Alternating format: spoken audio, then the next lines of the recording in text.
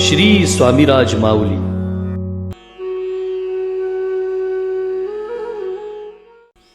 आपण आपल्याला नेहमी स्वामी भक्त बनवून घेत असतो. आपली प्रत्येक प्रार्थना स्वामी महाराजांपर्यंत पोचावी आणि ती फलद्रूप व्हावी असंच आपल्याला वाटत असतं. पण आपली श्रद्धा, आपली भक्ती कितपत खरी आहे? महाराजांनी आपली प्रार्थना का म्हणून स्वीकारावी याचा आपण कधीही विचार करत नाही.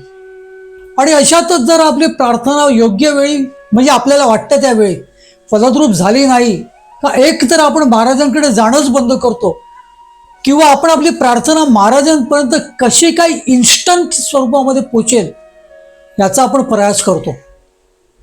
मग अशा वेळेला आपण जे स्वामी महाराजांची मध्यस्थी करणाऱ्यांकडे पोचतो तर कधी स्वामी महाराज अंगात येणाऱ्यांकडे पर्यंत पोचतो. अगदी काहीच नाही तर लग्न समारंभामध्ये स्वामी महाराजांचं सोंग घेऊन बसलेल्यांना आपण नमस्कार करतो, त्यांना पाया पडतो, त्यांच्या पुढं नारळ ठेवतो, त्यांच्या चरणावरती डोकं टेकतो. आणि अशा पद्धतीने आपण आपली ही भूतं सगळी नाचवत असतो. आणि अशातच भक्त मंडळी आता काय झालेलं आहे की आता एक कोणतरी असा उठलाय की मी महाराजांचाच वंशज आहे, सांगतोय मी स्वामी समर्थ महाराजांचा वंशज आहे. आणि आपण आपली प्रार्थना फलद्रूप होण्यास इतके उतावळ झालेलो आहोत का आपली भक्ती, आपली श्रद्धा, आपलं महाराजांप्रतीचं प्रेम याच्याबद्दल आपण कधीच कसला विचार करत नाही. आपल्याला फक्त घेण्याचं माहिती आहे आणि तेच आपण आपल्या देवाच्याकडे, आपल्या परमात्म्याकडे सुद्धा आपण तसेच वागतो. आणि महाराजांनी म्हटलेलंच आहे, उतावळा सो बावळा. तसेच आपण पूर्णतः बावळट होऊन जातो. आपण या भूतांकडे डोकं टेकतो, या भूतांना आपण आपल्या अंगावरती घेतो आणि महाराजांपासून आपण लांब जात असतो. पण आपल्याला ते लक्षात येत नाही. त्याचं कारण आपण आपली अक्कल वापरत नाही जी महाराजांनी आपल्याला दिलेली आहे. आपण आपली बुद्धी वापरत नाही जी महाराजांनी आपल्याला दिलेली आहे. महाराजांनी आपल्याला देण्यामध्ये काही कमी केलं नाही. आता वापरणार सुद्धा महाराजच का? ती तर आपल्याला स्वतःलाच वापरावी लागणार आहे. स्वामी कृपेने ही बोलत सेवाणी, नभे माझी करणी बोलवया. स्वामी सूत म्हणे स्वामीची कथा, कृपा बळे वार्ता बोलतसे. नमस्कार भक्त मंडळी, श्री स्वामीराज माऊली या आपल्या लाडक्या यूट्यूब चॅनलमध्ये मी मिलिंद पिळगावकर अगदी नेहमीप्रमाणे तुमचं खूप खूप स्वागत करतोय. भक्त मंडळी, खरं तर आपला हा चॅनल जो आहे हा स्वामी समर्थ महाराजांबद्दल ऐतिहासिक अभ्यासपूर्ण माहिती तुमच्यापर्यंत पोहोचवण्यासाठी आहे. पण इथे सुद्धा मला काही प्रमाणामध्ये प्रबोधन करावं लागतं आणि ते करण्याचं कारण एवढंच आहे की मी आपले जे कोण स्वामी भक्त बांधव आहेत, स्वामी भक्त भगिनी आहेत, त्यांच्यासाठी माझा जीव तुटत असतो. आणि म्हणूनच मी त्यांना सावध करण्यासाठी प्रत्येक वेळेला अशा पद्धतीचे व्हिडिओज करत असतो. खरं तर वाईट वाटतं बघितल्यावरती. आपण ज्यांना स्वामी भक्त समजतो, आपण ज्यांना स्वामी महाराजांच्या मठामध्ये आलेले पाहतो, स्वामी महाराजांच्याकडे नतमस्तक होत असताना त्यांना आपण बघत असतो. आणि हीच मंडळी जेव्हा या भूतांकडे जातात आणि या भूतांना अंगावर घेतात तर खरोखर वाईट वाटतं. आणि तेव्हा पुन्हा अशा पद्धतीचे व्हिडिओज करण्यास ही लोक मला भाग पाडतात. ही लोक म्हणजे कोणशी वेगळी नाहीत बरं का, ही सगळी आपली स्वामी भक्त बांधव आहेत. वेगळी कोण असती तर मला काही करण्याची गरजच नव्हती. फक्त म्हणजे आपण नेमके काय करतो, का करतो, ते करणं खरोखर गरजेचं आहे का हा विचार आपण कधीच करत नाही. आपण एवढे उतावळे असतो की आज केलेली प्रार्थना संध्याकाळपर्यंत किंवा जास्तीत जास्त उद्यापर्यंत ती आपल्याला फलद्रूप झालेली पाहिजे असते. आपण मागतच असतो.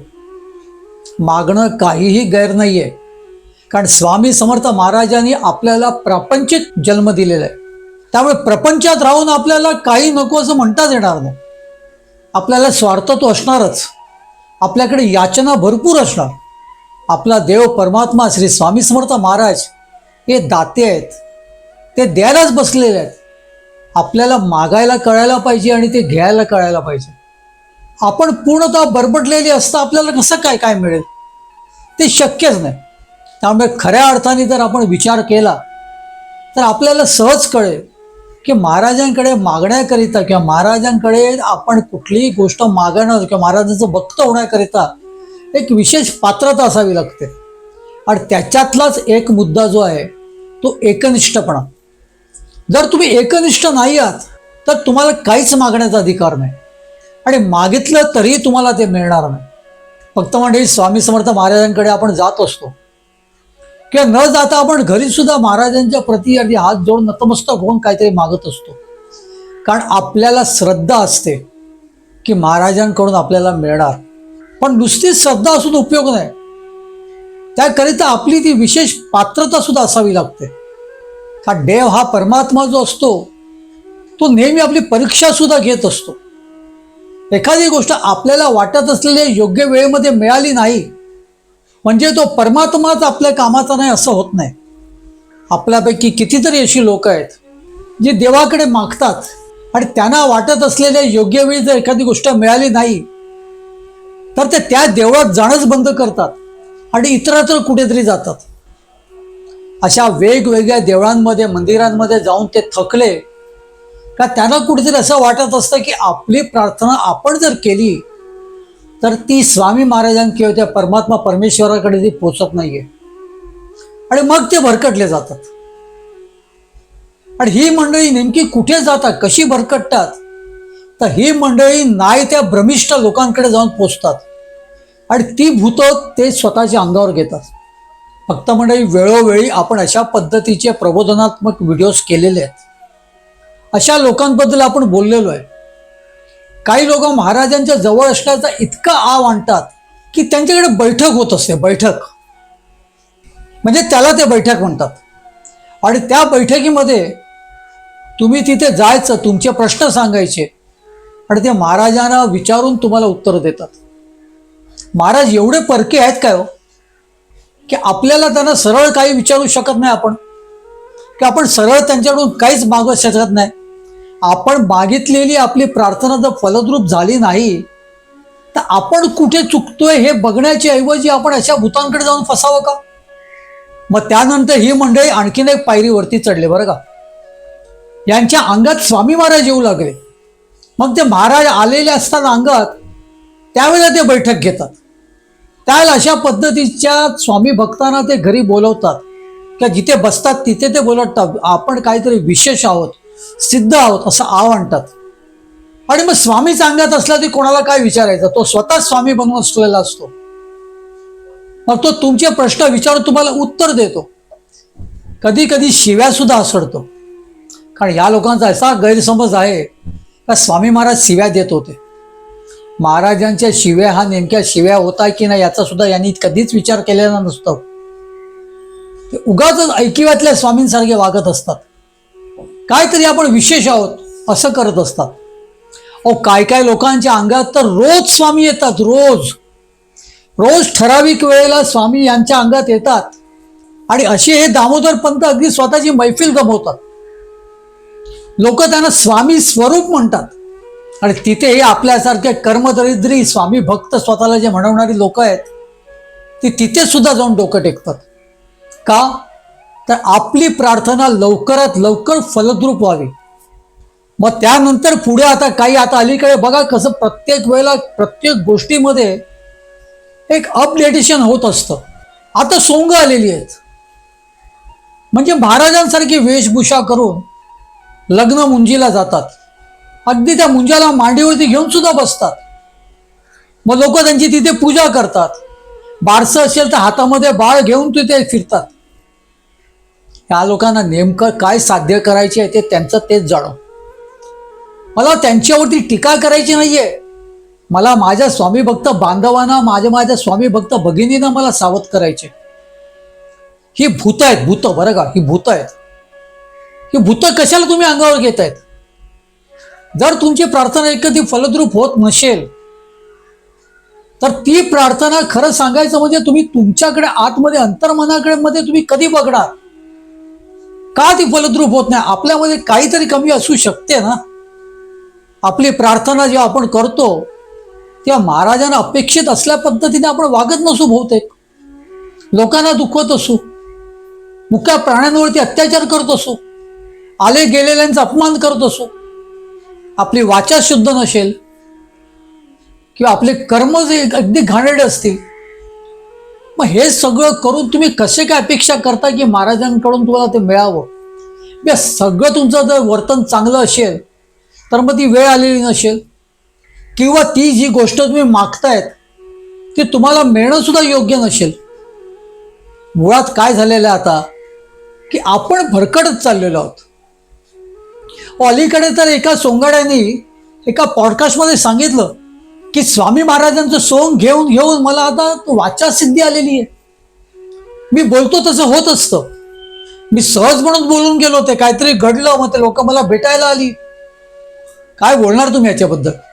काय बोलणार? हे लोक कशी वागतायत? त्यांना आपण नेमकं काय म्हणायचंय? कोण आहेत? स्वतःला स्वामी भक्त म्हणवायचं आणि अशी थेरं करत राहायचं. कोण यांना स्वामी भक्त म्हणतील?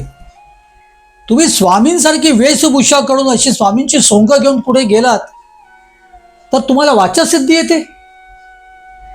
तुम्ही बोलतात तसं घडतं.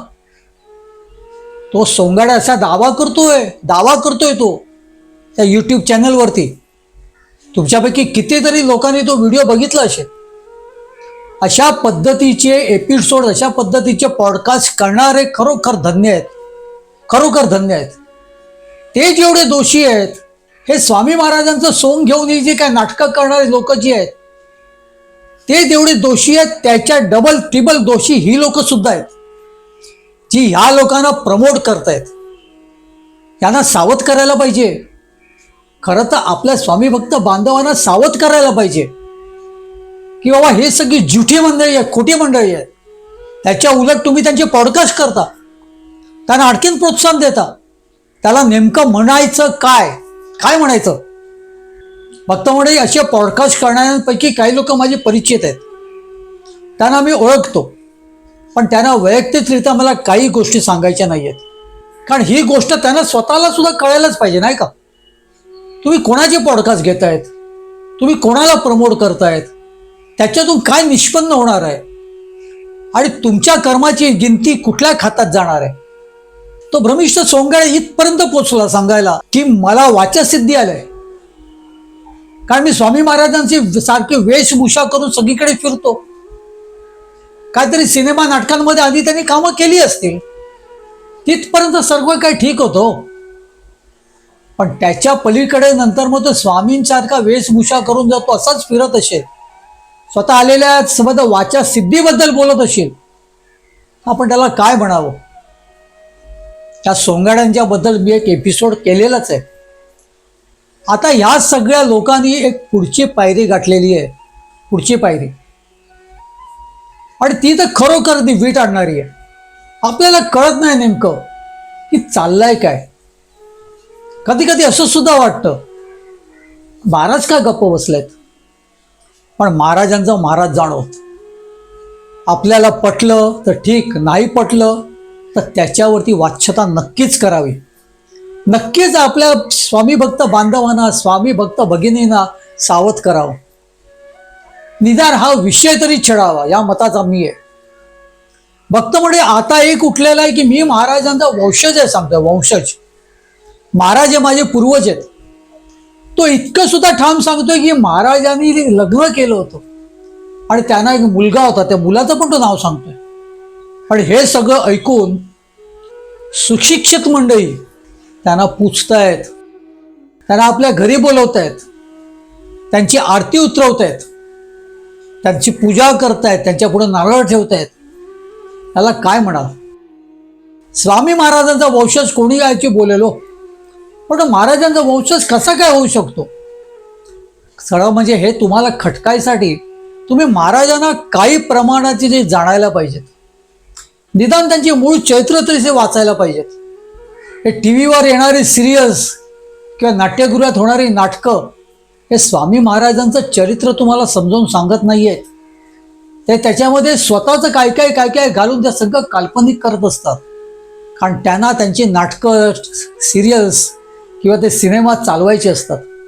त्याच्यातून त्यांना 2 पैसे कमवायचे असतात. त्यामुळे महाराजांचं त्यांना काहीही पडलेलं नाही. हे सगळे सोंगाडे म्हणा किंवा हे सगळे अंगात येणारे म्हणा किंवा हे स्वामी महाराजांची जवळीक साधणारे म्हणा, त्यांच्याचपैकी हे सुद्धा आहेत बरं का. हे नाटकाचे निर्माते सुद्धा त्यांच्यापैकीच आहेत. स्वामी महाराजांचं अस्सल चरित्र जर लोकांपुढे ठेवायचं असेल तर कोणाकडे अजिबात जाण्याची गरज नाही. स्वामी महाराजांचे मूळ चरित्र उपलब्ध आहेत. त्याच्यातलं एका प्रकरणावरती एक जरी एपिसोड केलात तरी तुमचे 100-150 एपिसोड तर सहज होतील, अगदी सहज. आणि स्वामी समर्थ महाराजांचं मूळ चरित्र समस्त श्री स्वामी भक्तांपर्यंत पोहोचेल. पण त्याचं ह्यांना पडलेलीच नाहीये. यांना स्वतःचीच पडलेली आहे. स्वतःचा सिनेमा यांना चालवायचे आहे, स्वतःची नाटकं यांना चालवायची आहे, स्वतःची TV सिरियल्स यांना चालवायचे आहेत. TV सिरियल्सवरती सुद्धा मी एपिसोड केलेले आहेत. नाही ती काल्पनिक पात्र घालून कसं बसं ते एकदाच एपिसोड चालवायचं.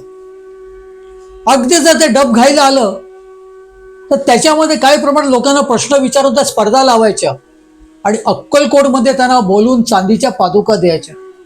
तुम्ही अशा पद्धतीने लोकांच्या भावनेशी किती खेळाल, किती, आणि कोणाबद्दल हे सगळं तुमचं चाललेलं आहे? तो साक्षात परब्रह्म आहे, परमात्मा आहे, परमेश्वर आहे, धगधगतं अग्निकुंड आहे, हे विसरून चालणार नाही. त्याची तुम्हाला ऊब घेता आली पाहिजे, नाहीतर त्याच्यात तुम्ही जळून तुमची खाक झाल्याशिवाय राहणार नाही. मी तुम्हाला सावध करतोय.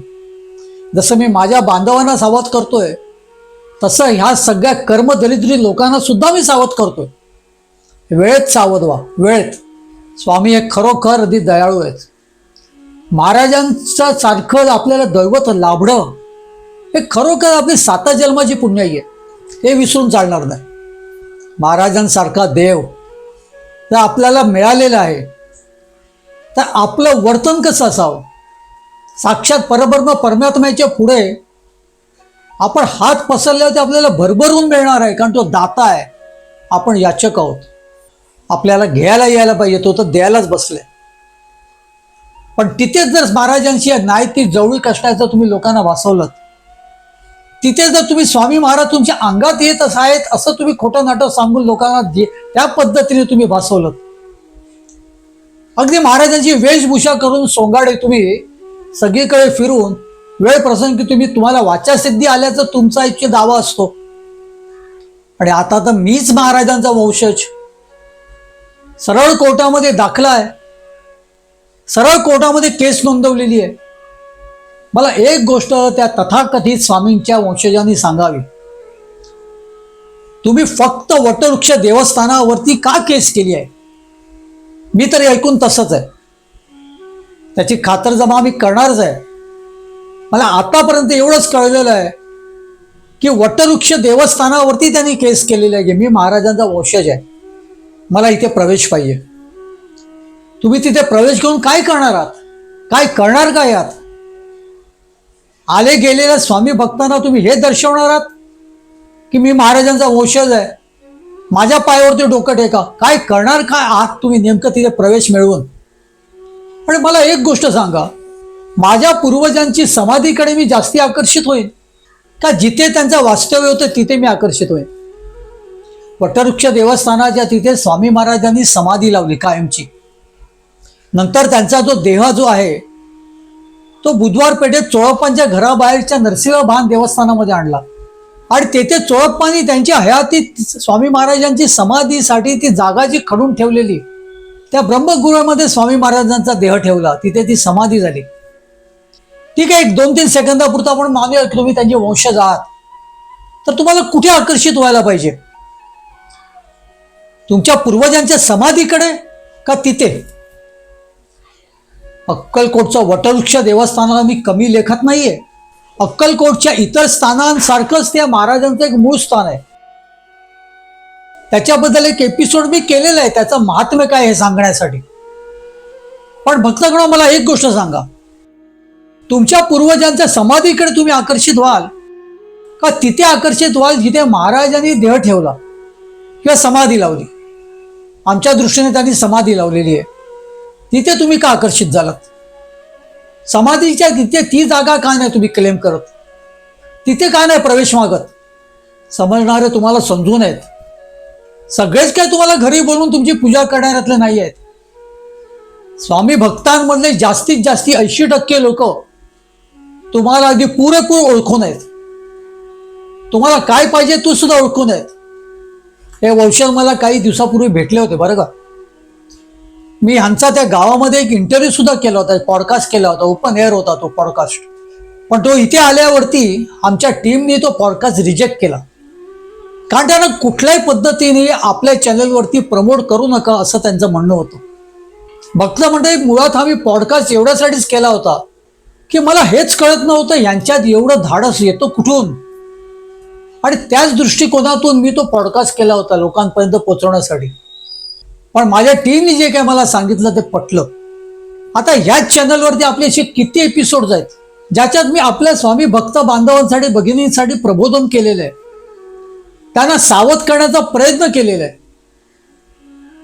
मला ना माहिती त्यातले किती जागे झालेत, किती पुन्हा मार्गस्थ झाले ते त्यांना माहिती.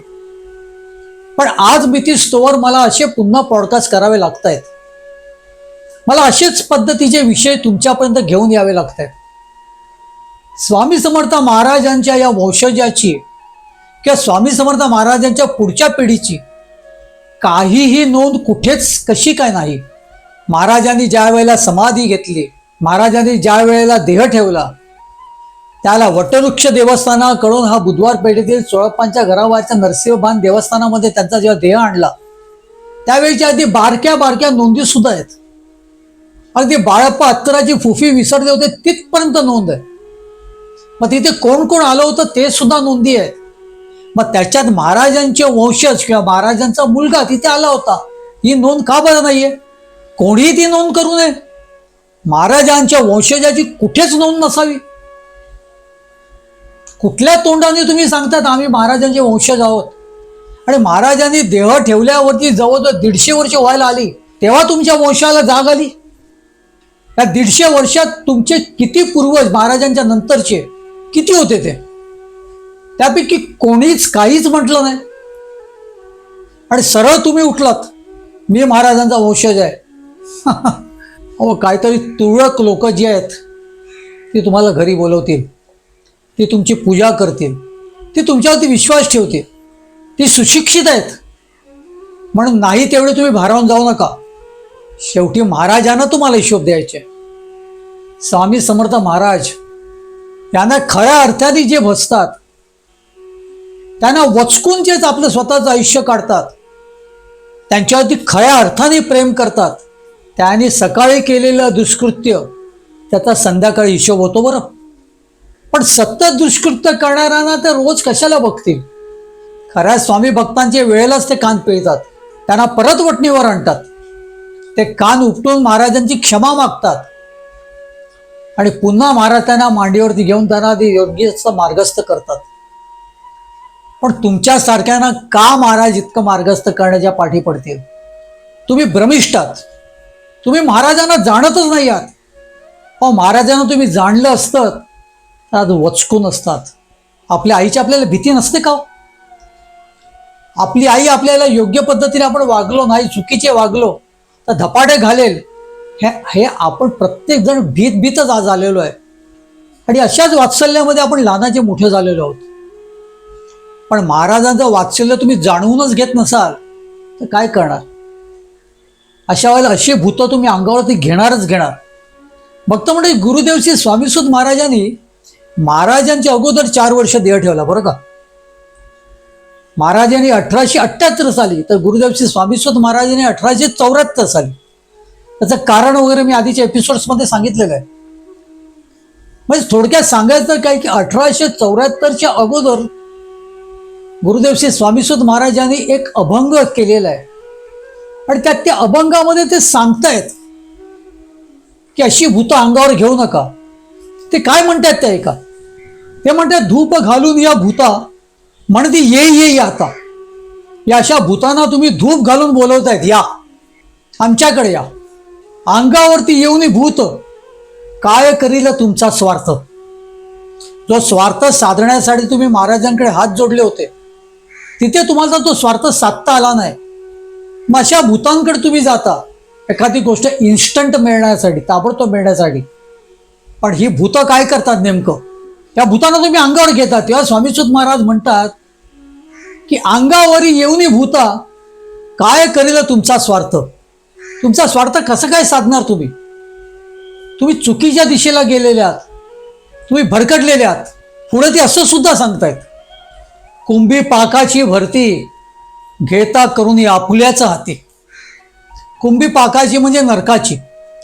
तुम्ही स्वतःची नरकामध्ये भरती करून घेता तुमच्याच हाताने. स्वामी सूत म्हणे उमजा. शेवटी स्वामी सूत सांगतात, अहो समजा, जागे व्हा. उमजा म्हणजे समजा. स्वामी सूत म्हणे उमजा, स्वामी भजा सोडून गमजा. अशा गमजा मारायला जाऊ नका कुठे. फक्त महाराजांकडे जा, महाराजांकडे हात जोडा, महाराजांच्या चरणावरती नतमस्तक व्हा आणि मागा. तुमचं वर्तन व्यवस्थित असेल, तुम्ही अगदी योग्य असाल, तर तुम्हाला महाराज दिल्याशिवाय कमी करणार नाहीत, काहीही कमी करणार नाहीत.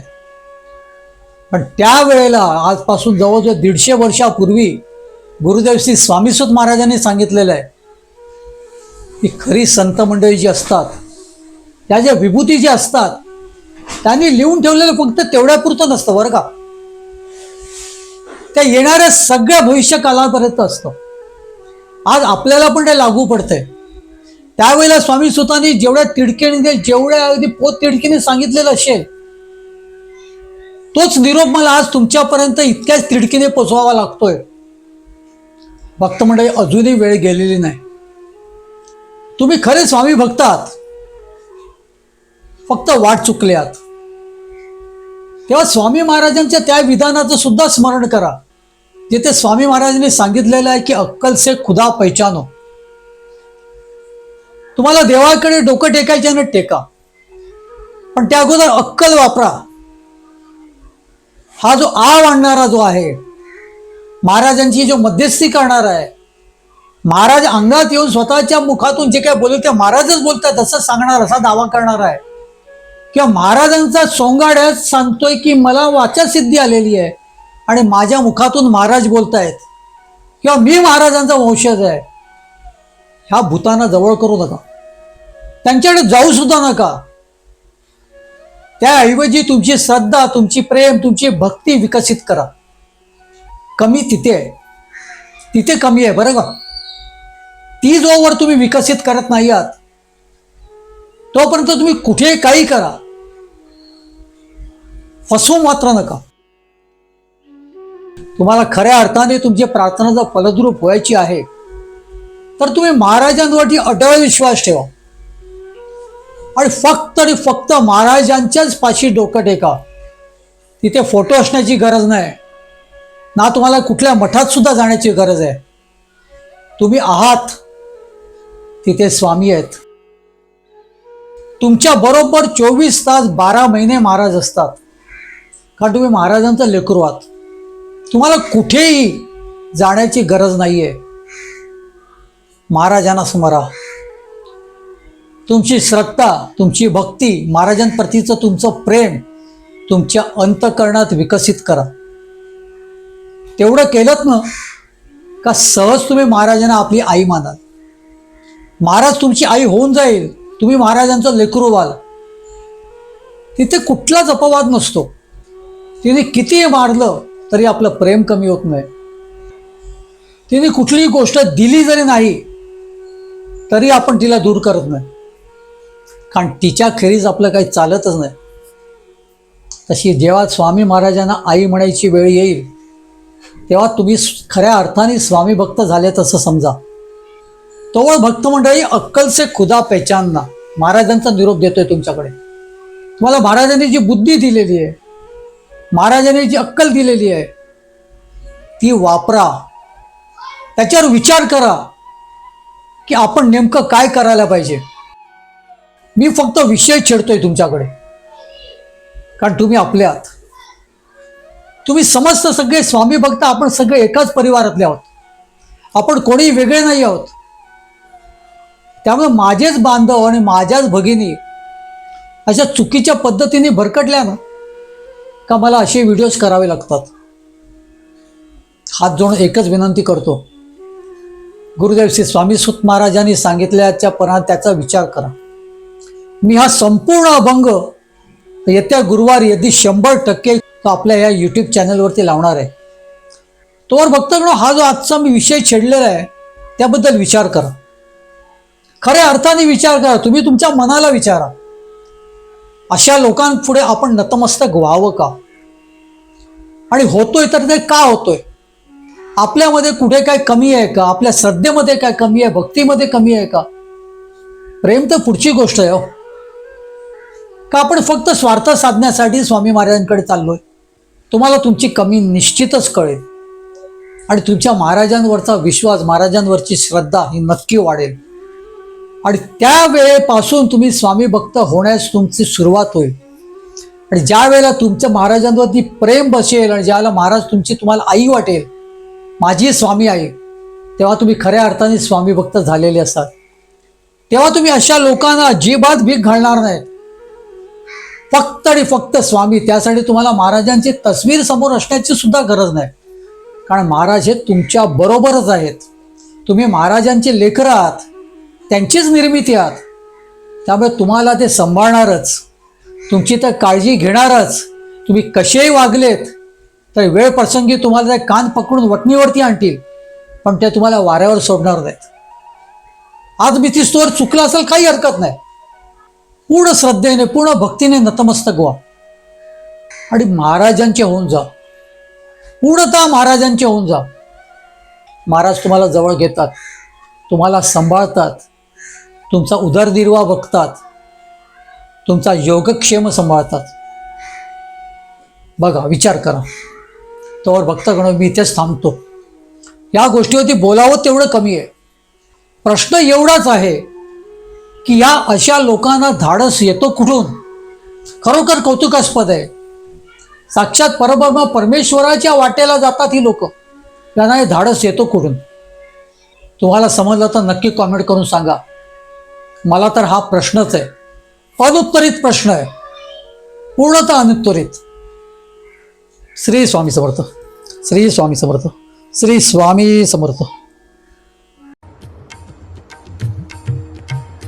स्वामी देई हेची दान, नित्य चरणाचे दर्शन, चरणाचे दर्शन, नित्य चरणाचे दर्शन.